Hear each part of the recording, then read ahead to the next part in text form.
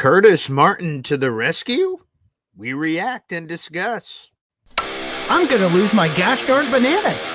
Boy Green Daily starts now. Zoinks!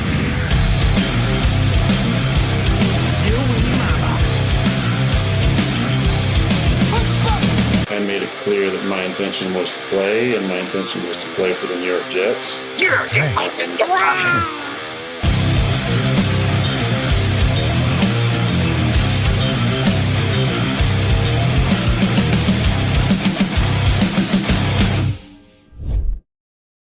Hey, what's going on, everybody? I'm Paul Eston Jr., a.k.a. Boy Green. I'm the New York Jets digital reporter for Heavy.com. Welcome to Boy Green Daily, a daily New York Jets video show, also available wherever you get your podcast. Welcome to the program. Make sure you guys like the video, hit subscribe as you make your way in. Get comfy, because we've got some uncomfortable things to discuss.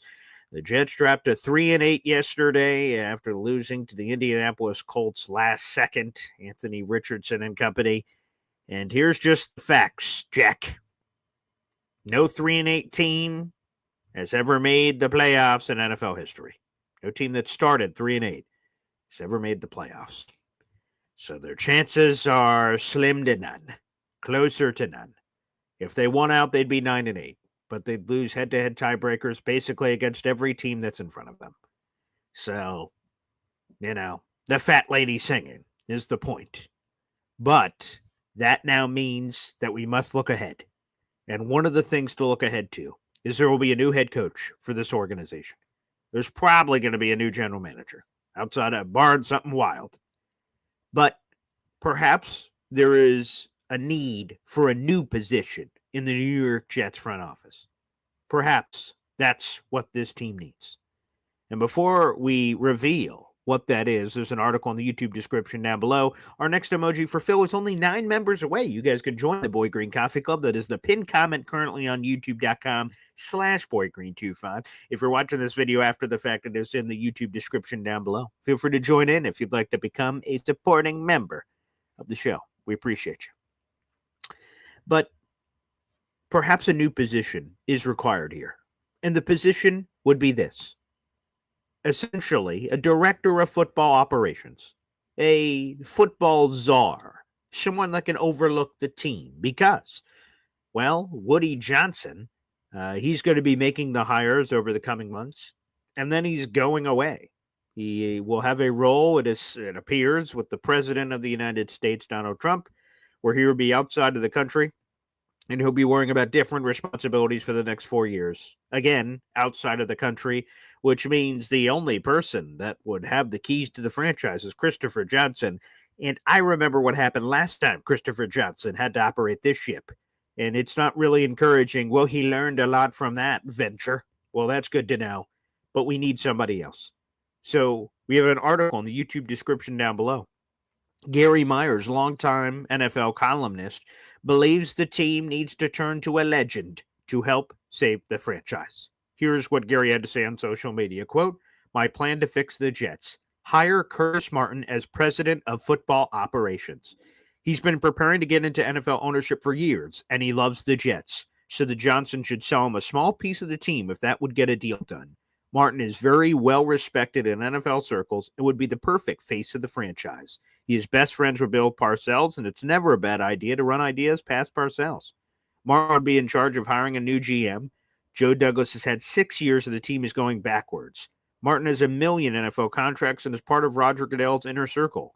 Then the new GM, in consultation with Martin, would hire a coach. The GM and coach would figure out which quarterback to draft or veteran free agent to bring in." Myers continued on social media. Now, some people would immediately say, I like Curtis Martin, the guy. He would be a wonderful face of the franchise. He's a Pro Football Hall of Famer. He's a Jets legend. But what are his credentials for this position? And that's fair to question. But I would say this, when we talk about, has he done a lot? Has he done a lot with the sport? And I would bring up a guy who was hired in a similar role, was a similar legend for his own franchise. What about John Elway? What about John Elway? When you look at his resume, Okay. He sort of randomly became a Denver Broncos executive VP of football operations just because he wanted to in 2011.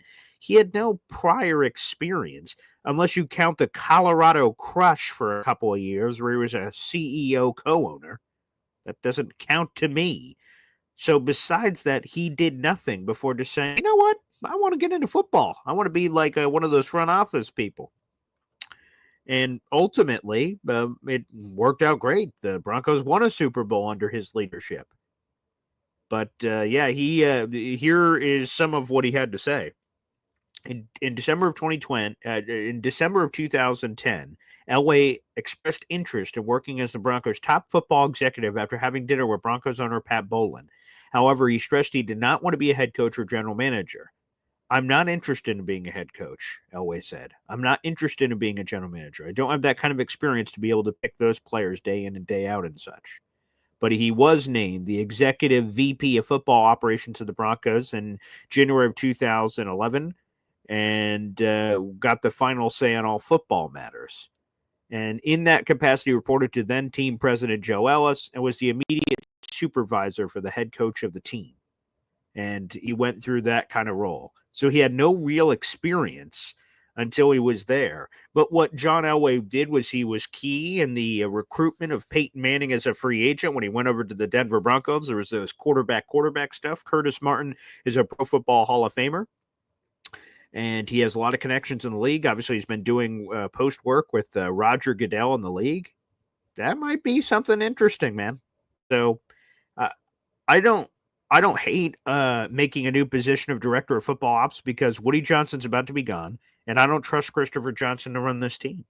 So if you don't hire that position, it's going to be Christopher Johnson, whether we like it or not, to operate this ship while Woody's gone for the next 4 years. So I'm all for a director of football operations, an overseer, a czar. And people brought up Pete Carroll as an option. But we could talk about the options if you don't want it to be Curtis Martin. But I think what we do need to do is we need a completely new vision. And because this vision sucks. It sucks that is exactly what the three siblings just said. I was just about to say it. It's crazy we're talking about mock draft and the future of the Jets in November. It absolutely sucks. It absolutely sucks. And yes, three siblings, I hate this team. It's painful. It's painful. It's painful. The season's over, and it's not even Thanksgiving yet. I showed my son his first game yesterday. Yeah, Jared B says three siblings says I wish I could hate this team. Yeah, I love this team. I mean, I can just say I hate this team, but it doesn't mean anything, obviously. So I'm wearing a Jets shirt, Jets hat, probably Jets underwear for God's sakes. Like I'm all in Jets, and I will be until the day I'm dead. So I can't really hate this team, but it is painful that for the 14th straight year, the Jets are going to miss the playoffs. And I saw some people in the comment section yesterday that, they're not going to quit until it's officially mathematically eliminated, and God bless. Depending on the analytical website you prefer, the Jets have a 1% to 4% chance of making the playoffs. And shout out to my mother. She's headed to CrossFit. And have a great day, Coffee Club. Appreciate you. Appreciate you, Mom. But yeah, so, it sucks that for 14 straight years we haven't made the playoffs. That's will be, because again, it's not going to happen. We lose all the head-to-head tiebreakers. If we have the head-to-head tiebreakers, maybe you could convince me that 9 wins, Paul can do it. Without the head-to-head tiebreakers, they have no shot.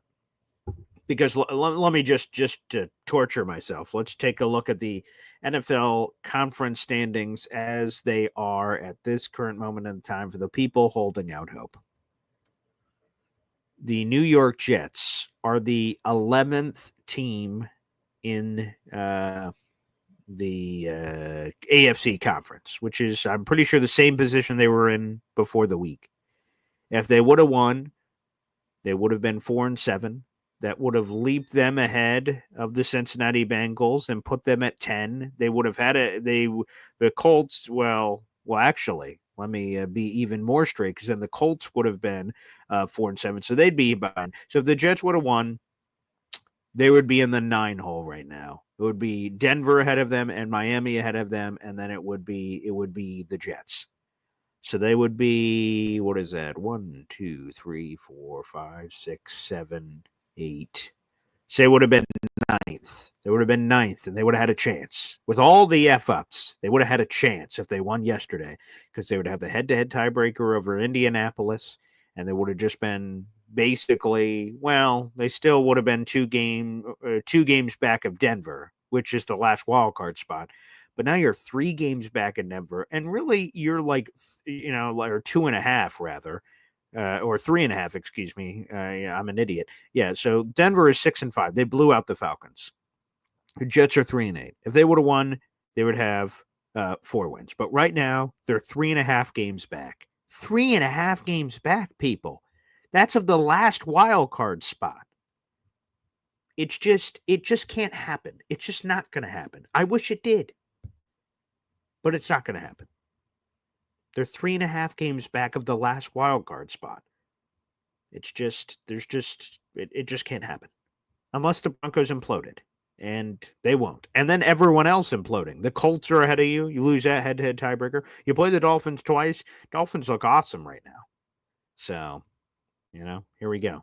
3 siblings. It's tank time, baby. Tank for Sanders. I don't know who I want. I haven't paid much attention to mock drafts at all.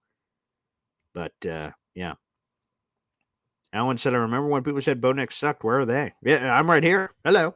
Nice to meet you. Yeah, I thought Bo Nix was going to be terrible. I did not love him coming out of the draft. I guess that's why I'm not making those decisions. Yeah, he looks great. Shout out to Bo Nix.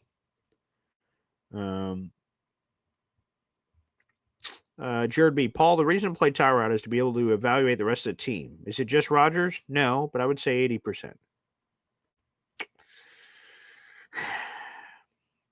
I guess there is something to evaluating the team, but to be honest, we know what Tyrod is. And the coaches all aren't going to be here next year. So whatever evaluation we determine, I don't know how much stock they're putting into that, because they're reevaluating everything anyway. So I'm just not sure. Again, Aaron Rodgers has not played well. And I think anyone who is a box score watcher is going to come away from that game going, not too shabby, Aaron. Look at Aaron. He's not the problem. But if you watch a game, he did not play well. Aaron says, Deion won't let his son come here unless he's the coach. Interesting. Not that, what control would he have? The Jets take Deion's son, Shadur. What can he do about it? Nothing. I mean, he could try the Eli Manning, I guess.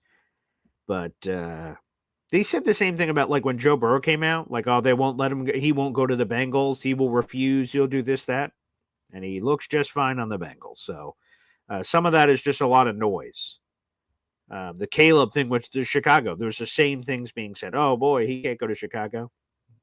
Again, I'm not sure who I want yet. I think I want a first-round quarterback. That's what I think, if we're in the right position to take one, and there's a good one available. Reese says, once the season's over, we'll definitely have a top 10 pick. Well, we have the 7th overall pick right now, where you only have one more win than the team that has the number 1 overall pick. So we're once again, and here we are. Yeah, Cam Ward is fun. Ant Jets 82. Broncos are shiny. We look past them as a W in the offseason. Laughable. I mean, we lost 10-9 on a game-winning field goal that missed. So, I mean, but we did not treat them with the proper respect. Alan says, trade Sauce, draft Will Johnson, the end. I'm not, I'm keeping Sauce. I'm keeping Sauce. I'm not trading him.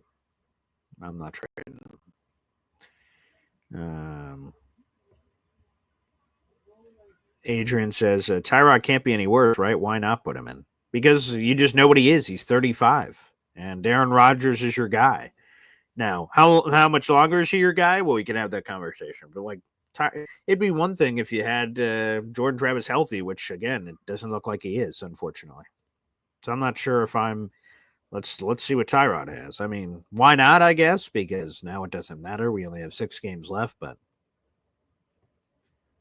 Taylor Sterling says if we don't bring in Dion, if we don't bring in Dion, it will be a bigger mistake than bringing in Aaron.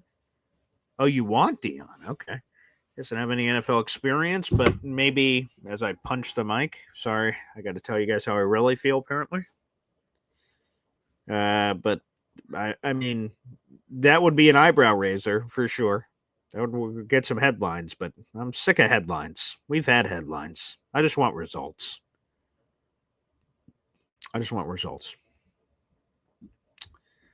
Our number one Austrian Jets fan. In the end, the Johnsons will do it on their own. At most, a little advisor in the background. Nothing official. Thinking is overrated. Thinking's overrated. Jared B. We could do it first pick, baby. That'd be great. I'm a big fan of the draft. I would love having the first overall pick. That'd be the weirdest cool result of this crappy season, I guess. Jets Afterburner podcast. I'm glad you asked this question. Why does it have to be a quarterback in the first round? Can Travis not be the guy? Can he be the guy? Maybe. Sure. It's possible, I suppose. But if Jordan Travis is the guy like you say he could be, Jets Afterburners podcast, then if we draft anyone, he'll beat him out if he's as good as we think he is. But here's the thing. Why would I take a first-round quarterback? We go back to 2017. Actually, we go back a year before that. 2016. The Jets take Christian Hackenberg with the 50th overall pick. And we're like, ooh, okay, Christian can be our guy. Obviously, he ended up, spoiler alert, never playing for the Jets. But he obviously did not play in his rookie season. So the Jets go into the draft. They have the 6th overall pick. They're like, damn, what do we do here? Well, we don't need a quarterback. We have this Christian Hackenberg development project back here. So sorry, Deshaun Watson. Sorry, Patrick Mahomes. You're not on the board. See ya. And they evaluated other things. If the Jets were honest with themselves, because we never saw Christian Hackenberg in a regular season, do you know how bad do you have to be a draft pick that's not like a 6th or 7th rounder, a 2nd round pick? And never playing, we never open door number 2 because we think it's so bad that we never want to see it. Do you know how bad you have to be for that to be the case? So that must have shown some qualities in year 1. So if the Jets had the cojones, they would have just drafted a quarterback with the 6th overall pick and not Jamal Adams. Now, Jamal Adams was an all-pro, and the Jets ended up flipping him to ultimately get Garrett Wilson and Elijah Vera Tucker. So it all worked out, I guess. Although when you look at 14 straight years without the playoffs, maybe it didn't. But that's why I'm willing to take a first-round quarterback. Again, I don't want to just take one to take one. But if there's one that the team says, ooh, and we're in the right position, it's hard to talk like draft positioning right now because we're so far out and so much is going to change and teams are going to win, teams are going to lose, right? Right now they'd have the 7th overall pick. So I'm not really getting too deep into prospects yet. That seems a little early in November. But why I believe it can be a first-round quarterback is because Jordan Travis is an injured late 5th round pick. We haven't seen bupkis from him. And the Jets, I think, would be naive. I don't even know what the word is. The Jets would be crazy to allow Jordan Travis to factor into any of their plans. If Jordan Travis is the long-term backup, that's a win, man. That's a great win. That would be great return on investment for a late 5th round pick. But you can't bank on Jordan Travis maybe being the guy and say, well, I guess we'll focus on other things because we do have that Jordan Travis fella. If Jordan Travis is something, great. If he's not, pass the biscuits. And I'm not going to stop the operation and say, whoa, let's see Jordan Travis. If it happens, great. If not, sorry, pal. So that's kind of my evaluation. Is that a couple of years ago, the Jets allowed the mysterious developmental door number 2. It's a Family Guy scene of Peter Griffin. Would you like a boat or what's in this box? And Lois is like, we'll take the boat. And then Peter's like, whoa. There could be anything in this box. There could be a boat in this box. We'll take the box. Okay? People are intrigued by mystery. What could it be? Ooh, the draft picks are mysteries, right? We have no idea what the draft pick could be great. Could be terrible, but we don't know. But it's interesting. Ooh, what it could be something. It could not be something too. So long story short, Jordan Travis is intriguing because we haven't seen him. Everyone's favorite player is the backup quarterback. Because when things aren't going well, And let's be honest, they haven't gone well with Aaron Rodgers, despite what the stats say. It's not been great for Aaron Rodgers this season. And so we're intrigued by maybe Jordan Travis could be that guy. And I'm not so sure he can be. Maybe he'll get a chance. Maybe he won't. That's what happens in the draft. Sometimes you never get an opportunity. Christopher Cancel, BG, why would you keep Sauce? He's becoming a toxicity, my guy. Well, I don't think he understood. So yesterday, okay, let's go back to the game. I don't think we talked about this on the postgame show yesterday. So I think it was like the second quarter, if I remember correctly, but I might be wrong on the timing, but it was in the first half.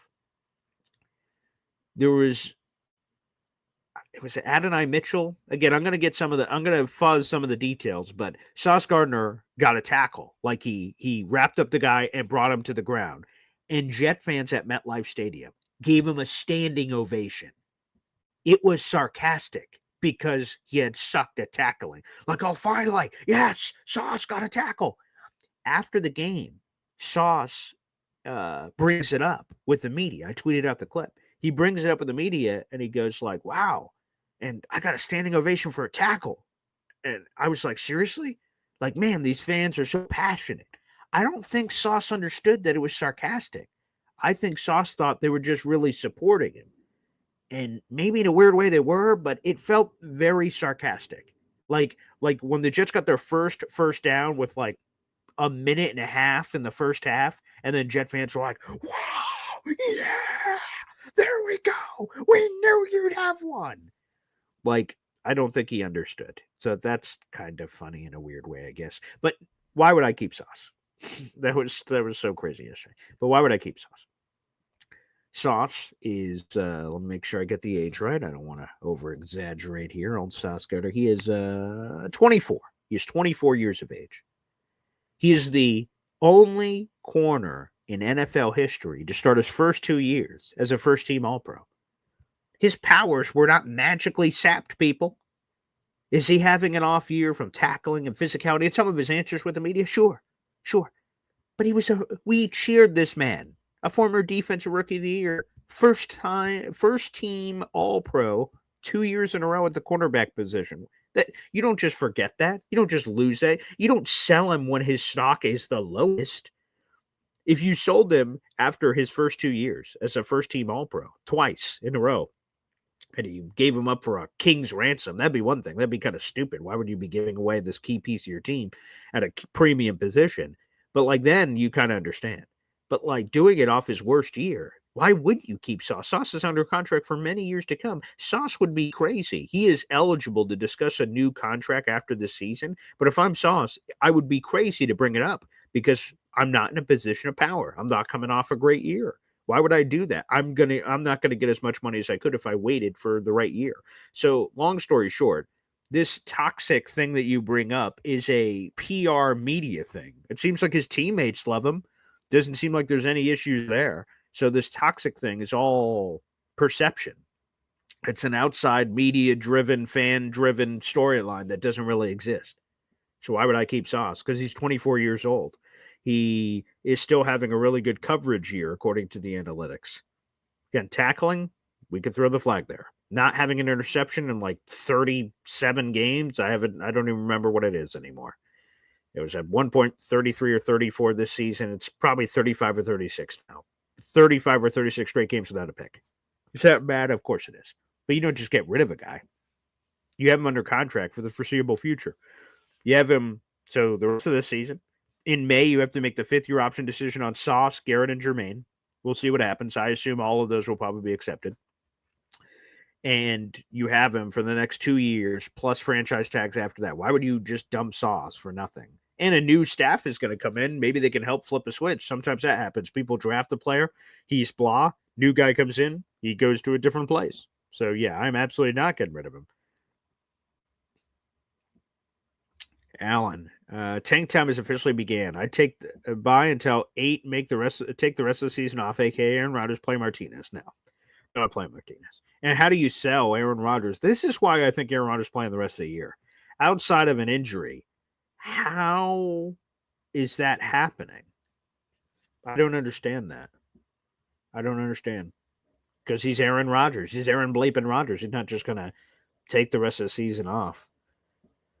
Now, last year, he didn't come back because the Jets weren't competing for the playoffs. So once they're mathematically eliminated, maybe then there's a conversation to be had, because that won't happen for a little bit because the AFC stinks. Like I said, the Jets are still somehow in the 11th hole in the AFC playoff picture, which creates this false sense of like, ooh, we could go on a run.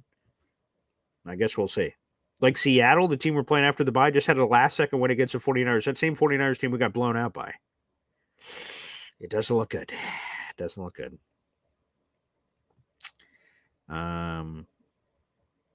Taylor Sterling, keep Sauce, but draft Travis Hunter and move Sauce to cornerback 2. I think some of those words are overrated, like cornerback 2, cornerback 1, cornerback 3. Travis Hunter could be the Heisman winner, so he'd be a fun player for sure. He'd be a fun player. I'm not sure how everyone would feel about that kind of player with quarterbacks available, but Beck from Georgia, sure, that's another name. Is Jordan Travis even practicing yet? No, he's on the NFI list. He has not practiced. He's been at practice, kind of like thrown on a side field, but he's not practicing, Aaron, unfortunately. Olu Fashio, by the way, someone asked about that earlier. He had some rough moments, but again, that's going to happen to the kid. He's been playing all these other positions, but I liked what I saw overall from Olu, and I'm excited for his future. Beck is mid. Not everyone likes Beck. He's a turnover monster. That's what I've seen this year.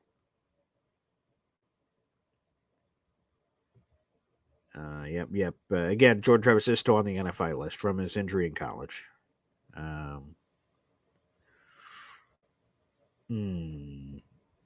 Johnny boy, let's hear this one.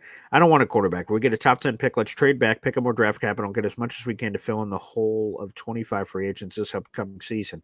It takes 2 to tango, Johnny, on a trade back. Everyone wants to trade back, but you need someone who wants to trade up.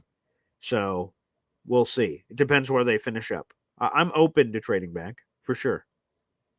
I'm also open to taking a blue chip player if you find one.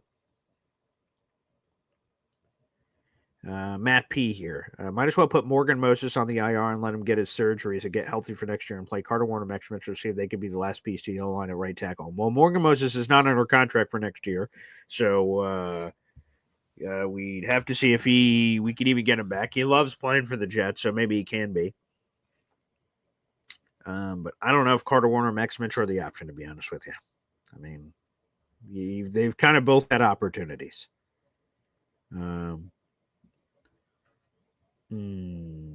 Taylor Sterling. We need confidence. We need someone to stand in the face of adversity and give it the middle finger. That is Sanders' family. I haven't watched Shiloh. Okay, all right. I love it. Badshaw. Hasn't he been injured? What do you mean we haven't seen anything from him? Badshaw. Well, when I'm talking about Jordan Travis, he has been injured. But what I'm saying about Jordan Travis is we haven't seen anything from him, so we don't know what he is. He could be good. He could be bad. But we can't make our future quarterback decision on something we may not know. Like, I would say the chance that Jordan Travis playing this year are 0.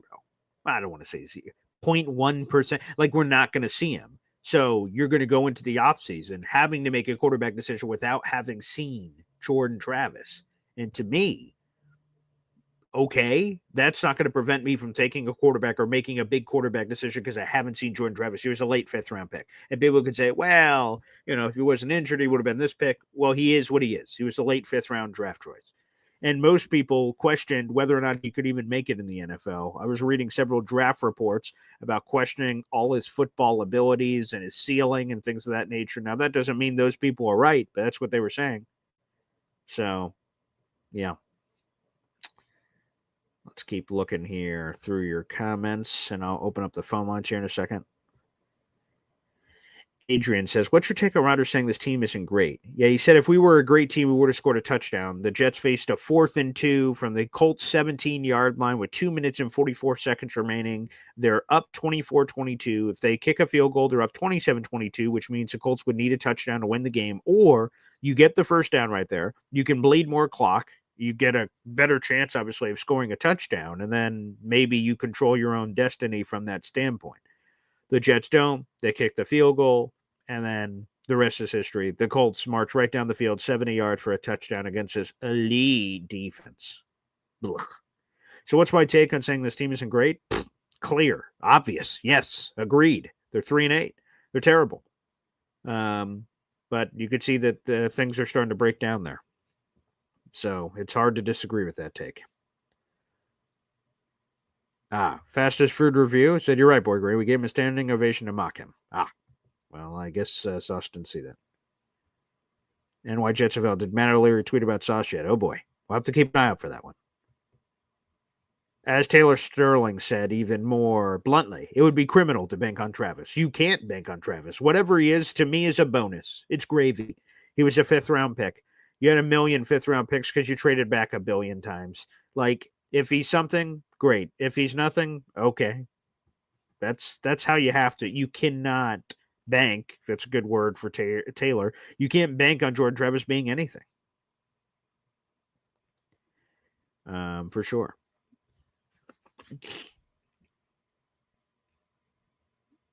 Yo, Holmes. Sauce had no powers. He was always overrated. Folks, the Pro Bowl is a popularity contest. Like, we could say, like, Tyrone Huntley was a Pro Bowler. What an idiot. All-Pro isn't a popularity contest.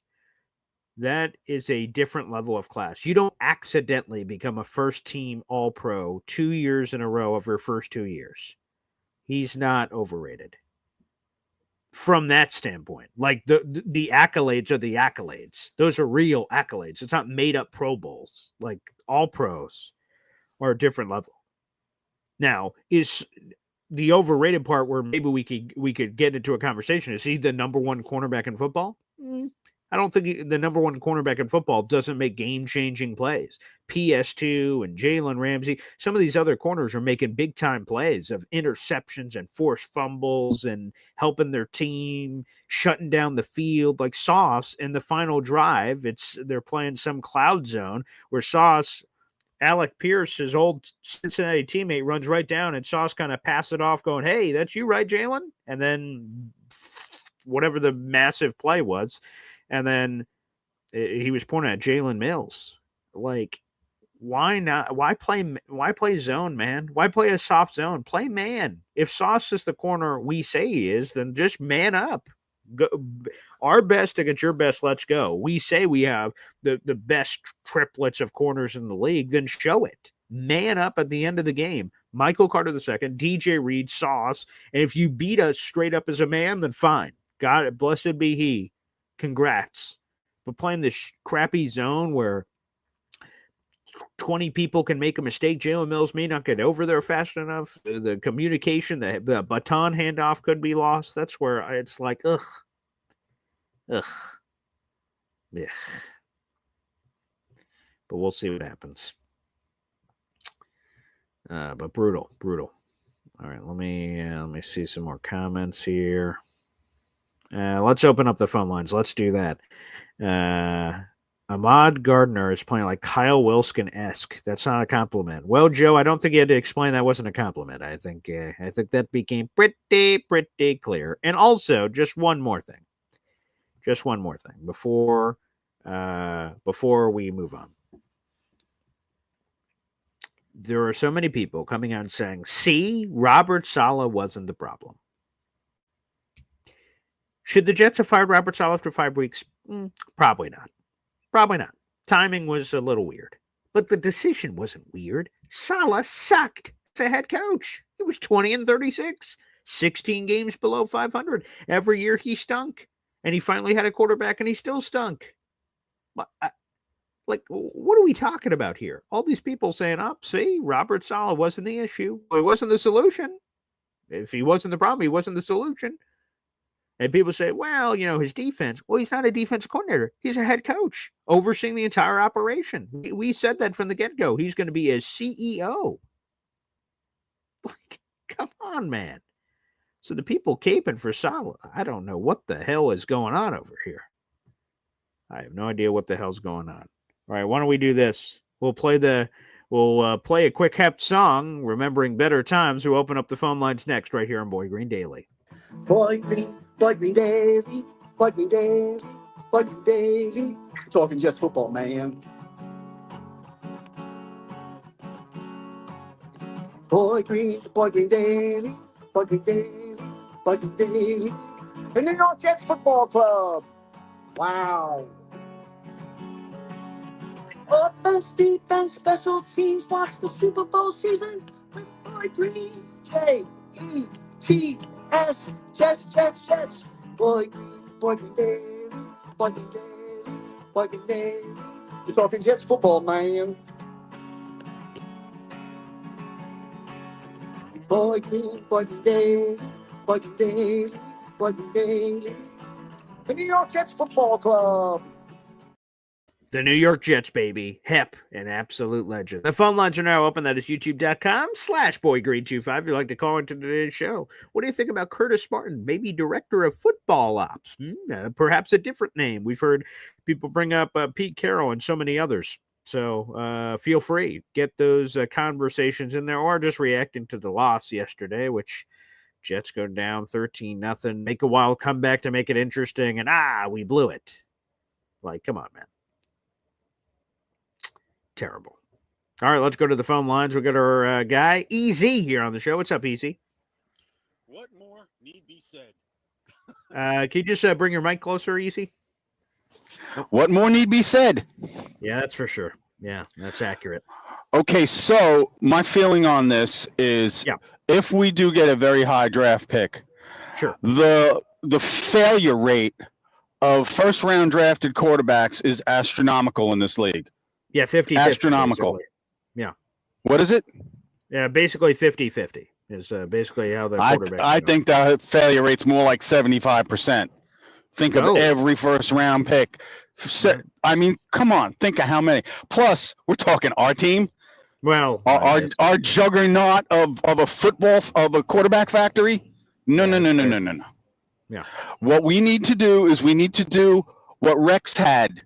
Rex had a football team and then put in Sanchez and was able to overcome all of Sanchez's shortcomings by having a stellar O-line and a stellar defense and a stellar special teams. Also, I want to give a shout out to our former special teams coach. What's his name? I heard he was very sick. Yes. Mike Westhoff. Yes, Westy. Love sent to him. He had to retire. He was, for those who don't know, he was serving as an assistant to the head coach, and he was like a special teams assistant with the Denver Broncos. We hadn't gotten a chance to talk about that. He got very sick. Got very sick, and thankfully his life is okay of living like a life as a grandpa. But for his football stuff, that has come to an end, unfortunately. Yeah, he can't handle the stress of being on a sideline of an NFL squad anymore. But he was one of the cancer, for God's sakes. I mean, he's battled everything. Yeah, he's one of the best special teams coaches in the history of the NFL. He should go to the Hall of Fame one day. I agree. I hope he does. He deserves it. He was offered head coaching jobs. He didn't want them. He was like, really? I'm good. Yeah. He was too good at his one thing to risk reaching his level of incompetence, as they say. Oh, I see. Yeah, that makes sense. So I remember we were having this conversation yesterday about Rexy coming. I actually was looking on how to contact Rex Ryan and beg him to come back to the team as a DC, even if he doesn't get a head coaching job. And I basically told him, you're one of us. You're a lifelong Jets fan. Please come and help your team. Help us in any capacity. That'd be great. By the way, real quick, Badshaw, he said he's currently reading Mike's book. It's a wonderful book. I don't know if I still have it out. Let me see. Is it over here somewhere? Here it is. Yep. Here you go. It is Figure It Out. I had a bunch of notes because I'm going to do a future interview with Mike, so I was taking notes throughout his book. But Figure It Out, Mike Westhoff, guys. It's a great book. So Badshaw, enjoy it. This is a terrific book. It is unapologetically Mike. Great book. Great book. Well, yeah. Like anyway, I just wanted us to all give him a shout out and wish him well in his health journey. So basically, in this year's draft, I would like us to trade out of that first overall pick or second overall pick. Okay. We'll probably be top 5. Knowing this team, especially if they're in tank mode, Aaron Rodgers, and I love A-Rod, and I thought he was going to be an answer. Yeah. But he looks terrible. He looks like he's got happy feet. I've been watching him, when he's playing. He's late on throws. Yeah. I mean, he's got open receivers, and he's tentative, and he's waiting. He's holding them. This is a guy who was like one of the fastest releases in the league, and he's just not himself. Well, here's breaking news. The New York Giants have officially benched Daniel Jones. They have made a quarterback change. So he's another quarterback that'll be available. Jet fans, there you go. Daniel Jones. Oh, I don't want him. I don't either, but I have no. If there was any retread that I would want to take, I think the only retread worth taking would probably be Derek Carr. Hey, because wait a second. It's Tommy DeVito time. Look at this. Tommy DeVito's getting the op, and look at this. I have this. Let me see if I can find it. There you go. Here's a Tommy DeVito signed football. Yep. They're skipping over Drew Lockett, going to Tommy DeVito. I got the Tommy DeVito signed Syracuse football right here, baby. Shout out to Tommy DeVito. Tommy Cutlets, he's back, baby. Awesome. Hey, that kid's got some grit. They love him because he's a Jersey guy, I believe, right? New York, New Jersey guy. Yeah, born and raised Jersey guy. Absolutely, yes. Yeah, he's a Goomba, He's one of the best. That's right. He's a good fella, Yeah. The fans love him. He's had some success. Maybe between the playing experience and the sitting and studying, maybe he's ready now. Yeah, he won stranger things have happened. Year. So yeah, stranger things have happened. For sure. He's a competent backup. Maybe he'll raise his level. I mean, Daniel Jones is more of a tight end. Let's face it. He's more of a tight end. But this is good news for the Jets. You may say, Paul, why are we bringing this up on a Jet show? In the terms of tanking, the Giants are ahead of the Jets in the draft conversation. And Tommy DeVito won games last year. He can help the Giants win some football games now and all of a sudden turn things around, which is great news for the Jets for the draft. So, yes, let's go. Mm-hmm. Beautiful. Who's looking for a quarterback right now, in your opinion? What teams are actively going to be looking for a starting quarterback in the draft? Okay. All right, so let's we have Tankathon here. By the way, the Giants would have the 5th overall pick of the draft started today, so that's why it's massively important for them to win.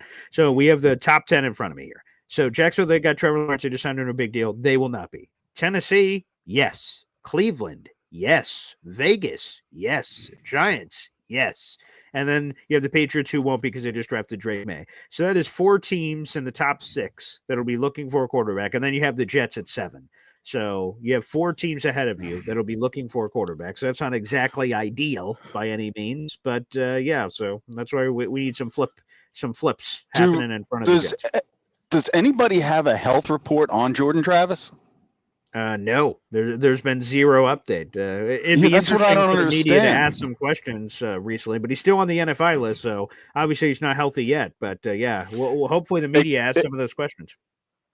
It could be they just don't want anybody to know what his status is for gamesmanship if we go into this draft. And if we need a quarterback, maybe we just if they don't know that we actually need one because he's in better shape than is reported, it could be that. Yeah, maybe. But I think everyone's going to know the Jets are going to need a quarterback, regardless of what Jordan Travis might be behind the scenes. But freaking whole planet knows we need a quarterback. That's for sure. Yeah. People on Jupiter know we need a quarterback. Yeah. By the way, a random question here. Jared B. asked, will Ulbrich ever be a DC again in the NFL? I say no. I believe the 49ers would hire him in an instant to be the defensive coordinator, despite what's happened this season. But, hey, we'll see what happens. I think they go and get Saleh again. I know he's working with the Vikes right now, but I mean, he'd be going back to his buddy. Coordinator for the Dolphins. Ulbrich could end up in Miami. I could totally see that. With Saleh could end up in Miami with his buddy. Can you imagine 100%. Those two together? Mike is an offensive genius. Yeah, they're going to flip flop somewhere. So either Saleh's going to be insane. Saleh's not going to let this sit. He's a talented guy. He'll fall on his feet. Anyway, I gotta dump this garbage. So I'll talk to you guys later. See you, buddy.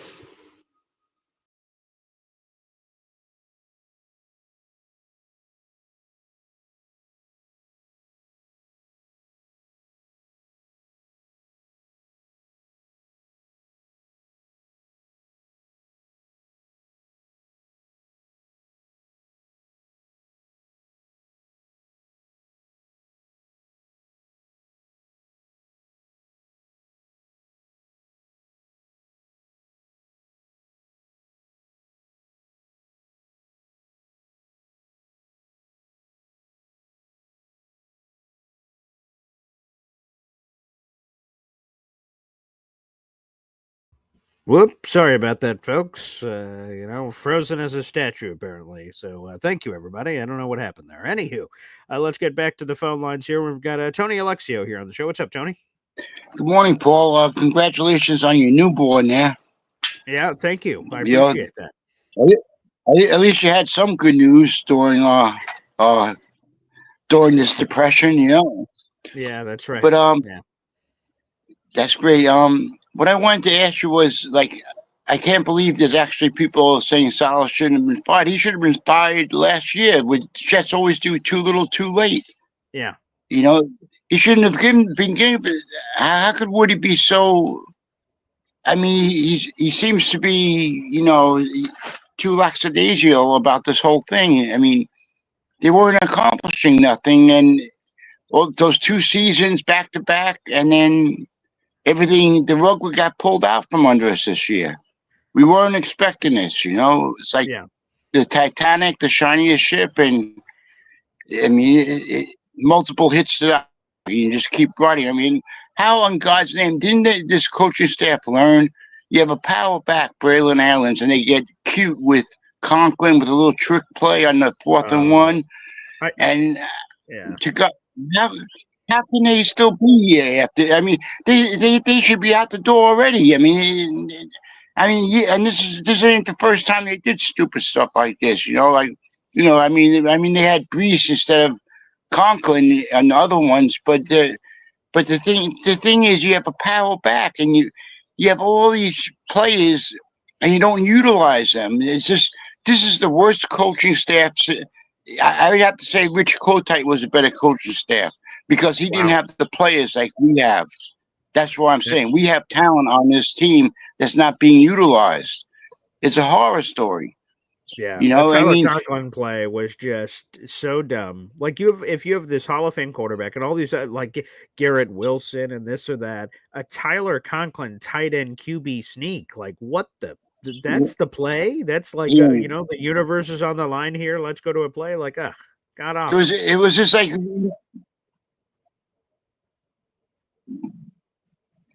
They just always find ways to beat themselves. This is the saddest part of it. I mean, we're overdue for a good coach. I mean, but it's more than that because you spoke earlier, getting a team president, somebody in here. Sure. I mean, that would be great. Like in the beginning of the show, go from the team president to the water boy, clean house. Yeah. Yeah, I think we just lost Tony there. But yes, I agree with what Tony's saying, that for a director of football ops would be perfect. We'll see if we have Tony back here. Sorry, Tony, your phone's cutting out. Go ahead, Tony. Yeah, I mean, I don't know anyone offhand, but you can even look at the past.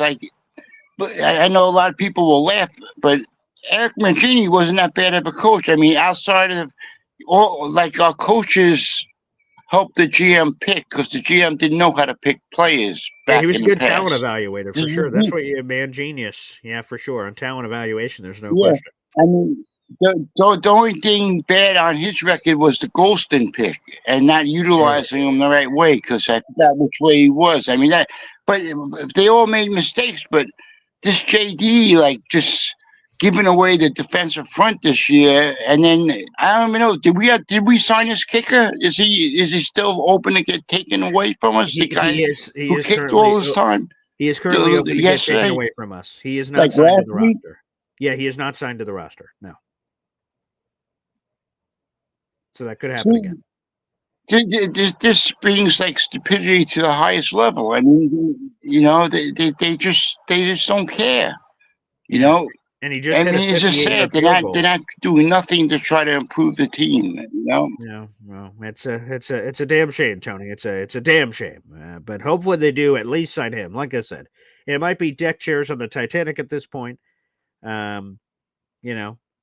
having a kicker that could kick. But the fact of the matter is they should sign this guy ASAP. He looked great. He hit a 58-yard field goal. I mean, the longest of his career. Was awesome. So Anders, great. Hopefully he's our kicker for the next couple of years. He's a young guy. He just got drafted last year. So wonderful. I hope so. All right, let's go back to the phone lines here. We got Indy Jets here on the show. What's up, Indy? Hey, good morning, Paul. Good morning, my brother. Good morning. Yes. I don't agree with the firing Saleh in the middle of the year. I Mhm. think they should have done it last year. Sure. If you didn't do it last year, then he should have just got the rest of the year. Right. Ulbrich is not the answer, but I don't think it's just a head coach. I mean, I think it's trickled down to the rest of that staff. Mhm. That they're just the staff that's there, from Keith Carter to they just don't seem to infuse much excitement in these players anymore. And No. it takes 2 quarters and a halftime talk to get them to come out and play a game. Yeah. I mean, we've seen this all year. We can't win a game in the first half. Mm-mm.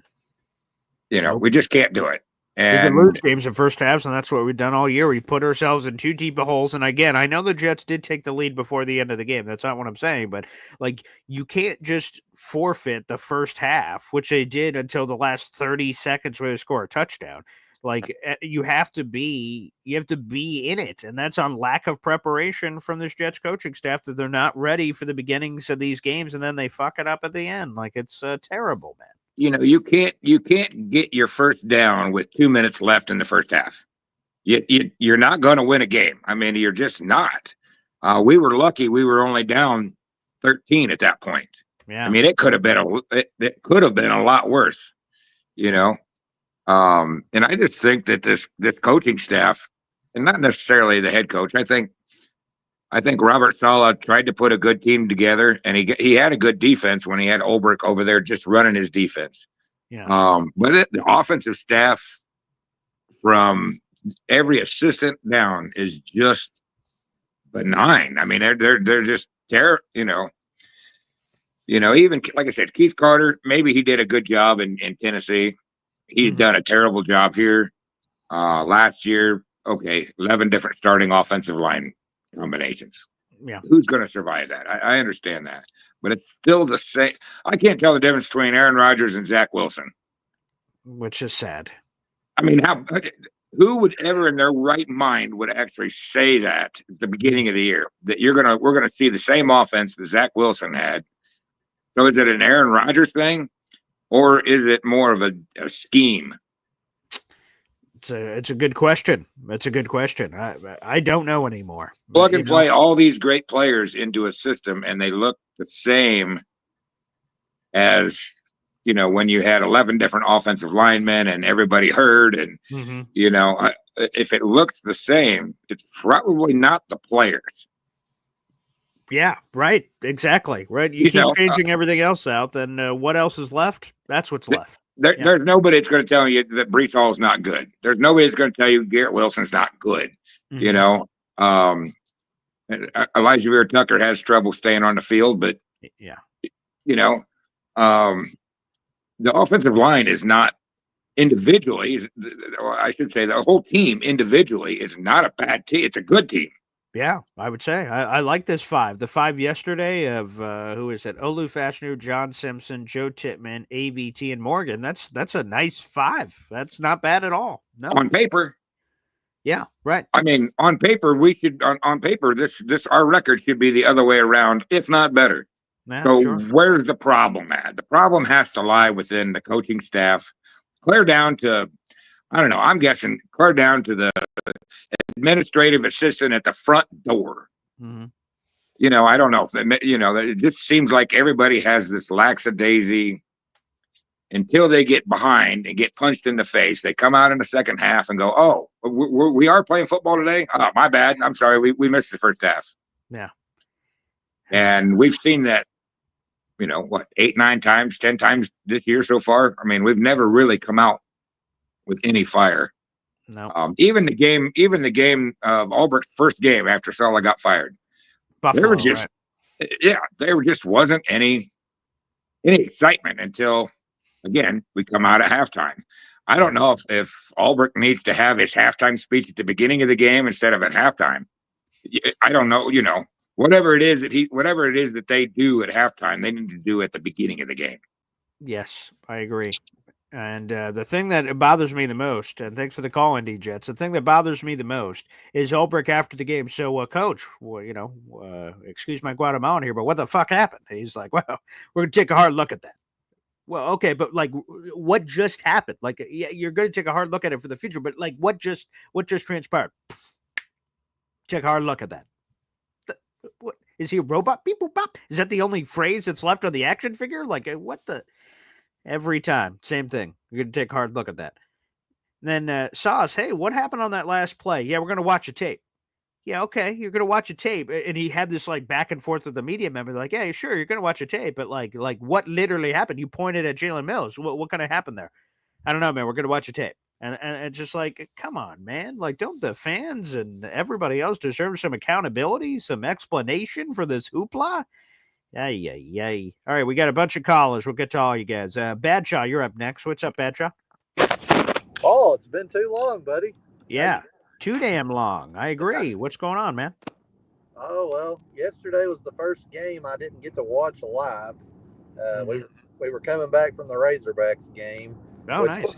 Well, it was. Hey, that place has some really good food at the stadium. Oh, great. Okay. Nice. But that was about all we enjoyed. Texas had their way with us. But yeah, I said, yeah. But no, it's just, this is the most embarrassed I think I've been as a Jets fan. I mean, and that's saying something. We've had the butt fumble, which that never really bothered me that bad.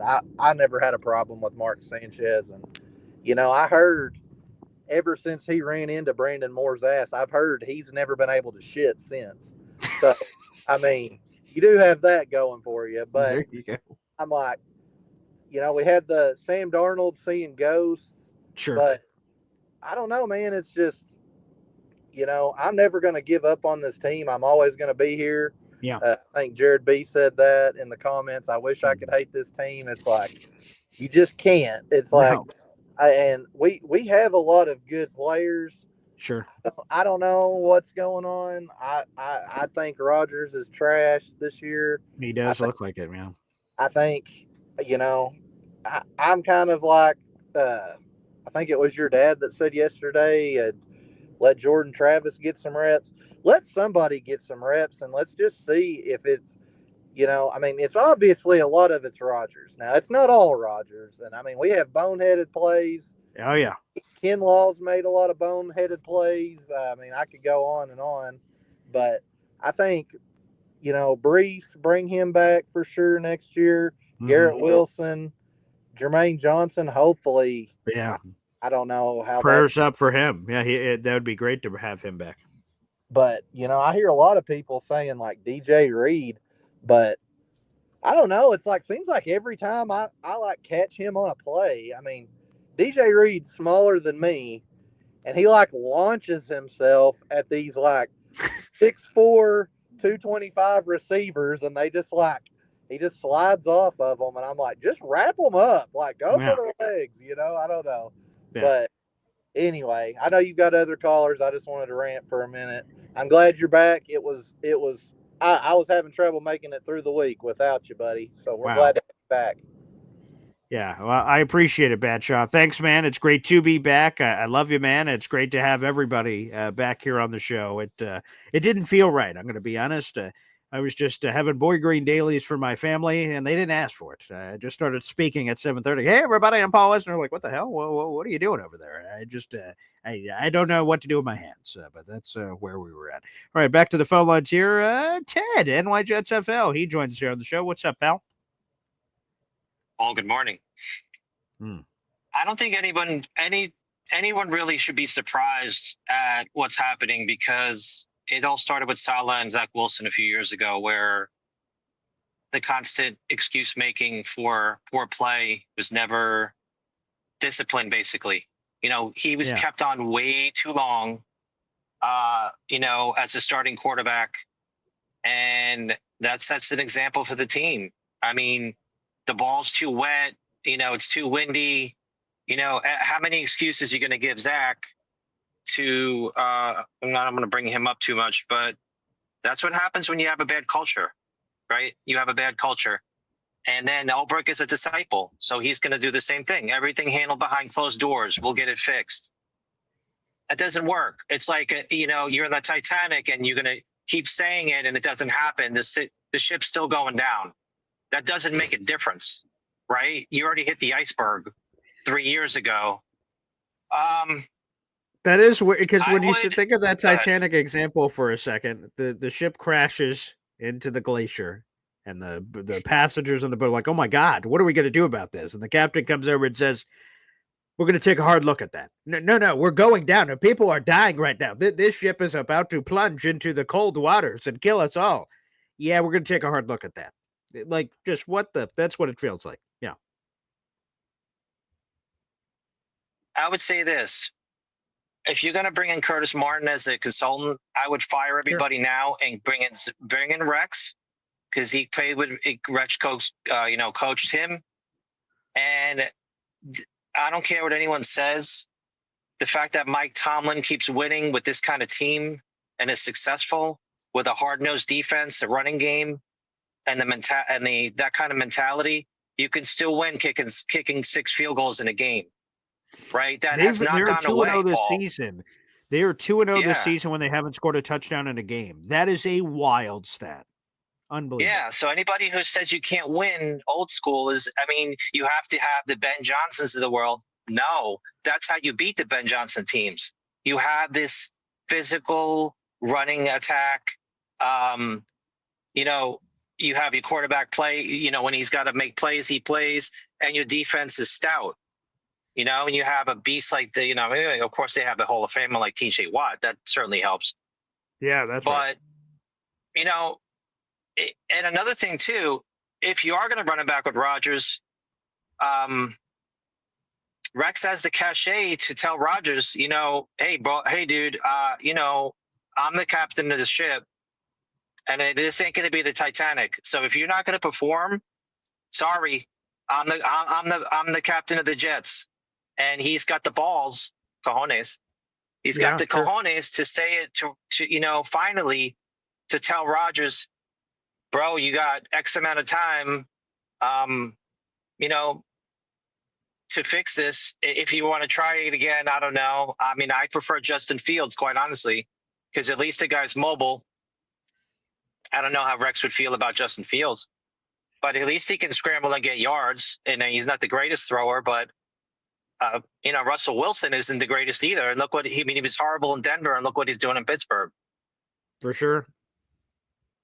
100%. That's all I can say, Paul. I would just bring Rex. If you have any inkling of bringing Rex in, do it now and see and then he can evaluate what he's got. All right. I like it. NY Jets FL. Thanks for the call in. Again, we'll see. I have no idea how Woody is going to handle this hiring process coming up. I have no idea. My gut tells me that Rex Ryan is unrealistic. Maybe as a DC, but it would have to be the right head coach. But even then, I don't know. I love Rex speaking for the fans and all that. He's fired up. Again, I keep referencing the book, Play Like You Mean It, the Rex Ryan book. We all yearn for those Rex Ryan days and the success that we had with Rex at the beginning. I'm curious if Woody would even give him an interview. I'm not sure. But we'll see. We'll see what he's looking for on this hiring cycle. It should be interesting. Let's go back to the phone lines. We've got our boy Alan. Good morning, Paul. How are you doing? Speaking of Ben Johnson, go Lions. I think they scored another touchdown. God bless them. Okay. A couple of comments. First of all, Robert Saleh ran a country club environment for the last 3+ years. When he got fired, players sulked and subsequently quit. If you watch that defense has quit on this team. Mm-hmm. And unfortunately, firing Saleh mid-season and replacing him with one of his boys has turned out to be a failure. Again, I wanted Saleh gone years ago. Sure. Unfortunately, it was never going to transpire. But that's the problem. Again, inmates were running the asylum. And unfortunately, I don't think anything has changed. There's no accountability from player 1 to player 53. Here's the issue. Woody Johnson is leaving, going to go join the Trump administration in February. But the next few months, will shape the future of this organization, he has to look in the mirror and say to himself, Aaron Rodgers cannot run this organization. I have to run this organization. Aaron Rodgers cannot be on this roster in 2025. He just can't. If you're going to attract this job to a top-notch general manager and in turn a top-notch coach, Aaron Rodgers cannot be here. He just can't. Unfortunately, he's become like a virus on this team right now. And with him here, I just don't think they'll be able to attract anybody. And I know I wanted him here like many other people did. It just hasn't worked. Last year was the year, 4 plays in, he was dead. And then this year, he's proven to be a 41-year-old quarterback that has zero mobility. And until Woody Johnson realizes that Aaron Rodgers is not the guy anymore, and he's never going to be the Green Bay Rodgers, and it's time to cut bait, then this organization is going to be where it is. Aaron Rodgers cannot be back. Again, you have a bye right now. If I was the Jets, I would tell Rodgers, we're benching you, and we're putting in Tyrod Taylor and backing him up with Adrian Martinez. And if Rodgers has a problem with it, then you cut him. Unfortunately, it's that time right now. Aaron Rodgers can't move. He's running in quicksand. He's throwing the ball 5 yards. That's not Aaron Rodgers. Everything is a check down with Aaron Rodgers. And unfortunately, this owner has to realize that this experiment is done. It's over. That's where I have the problem, because I don't know if Woody Johnson has the balls to make this move. And until that move is made, this team will continue to suffer. And for people who still hold on to Aaron Rodgers of Green Bay years, it's over. He's never going to come back to that player. Take a $49 million hit, or if you want to spread it over to 2 years at 15 this year and 34 next year, it's over. You got to cut bait. You see what happened in Denver. Denver cuts. That's true. Russell Wilson, they trusted a young quarterback, and he's playing lights out football right now. But again, if you're going to, the key is upper management coming in and a legit head coach. And nothing is going to happen with Rodgers on this roster. That's the bottom line. I know people love Rodgers and they think they're going to get the Rodgers of 5-10 years ago. It's never happening. It's over. You got to cut bait, and you got to do it sooner rather than later. Don't wait. I would do it right now. I would bench him today. You have the week off, make some headlines, tell him to take a seat, go back to the hole, enjoy the hole for the next 6 weeks, and that's it. He should not be starting another football game for the Jets again. And unfortunately, I don't know if the Jet organization from top to bottom will have the balls to do it. And that's the bottom line. I appreciate the call, Alan. Thanks, Bell. Thank you. Yeah, here's the thing I will say. I believe if Woody Johnson forces Aaron Rodgers on the next group, because I don't believe Rodgers will be well, let's put that aside for a second. Here's the thing I will say. If Woody Johnson forces Aaron Rodgers on the next group, the GM, the head coach, all these people they're going to hire, I think that will limit your pool, because Aaron Rodgers is a polarizing guy. Some people like Aaron Rodgers. Some people hate Aaron Rodgers. I think the Jets' best play is Woody Johnson as he's doing this interview process. Now, teams are going to have their, or not teams, people are going to have their ideas, right? So let's say Ben Johnson, right? The Jets interview Ben Johnson. He steps in the room, and the Jets go, okay, Ben, what's your plan? We have Aaron Rodgers in this whole situation. What do you want to do with it? What would you do with it if you were running the ship? And those people are going to say, you know what? I would cut Aaron Rodgers. I can save Aaron, whatever. Allow them to make the decisions. That's where I'm at this moment in time. The next people that are hired at head coach and GM should make the decision, the future of Aaron Rodgers. Woody should not push that on anyone because I think that, like I said, will limit the pool. But let us know what you think in the comment section down below. Like I said, we also have the full article on this Curtis Martin idea about him being hired to save the franchise as a director of football ops. Hey, I'm all for someone else running this ship, not named Christopher Johnson, because Woody is going to go chase the political stuff, so he's going to be gone. And then Christopher, based on the first experience on the Christopher Johnson Tilt-A-Whirl ride, no thank you. So I'd like a different person operating as that leader of the team president, the VP of football operations. Call the name whatever the hell you want, but we need somebody different. We've been zigging for a long time. It's time to zag, and hopefully that'll happen. Folks, we'll be back for another Boy Green Daily tomorrow morning at 7:30, but let us know in the comment section, are you for or against Curtis Martin maybe being that guy? And if it's not Curtis Martin, is it somebody else? Let us know in the comment section down below. I'm heading off to the radio show, everybody. God bless, and we'll see you later. Take care.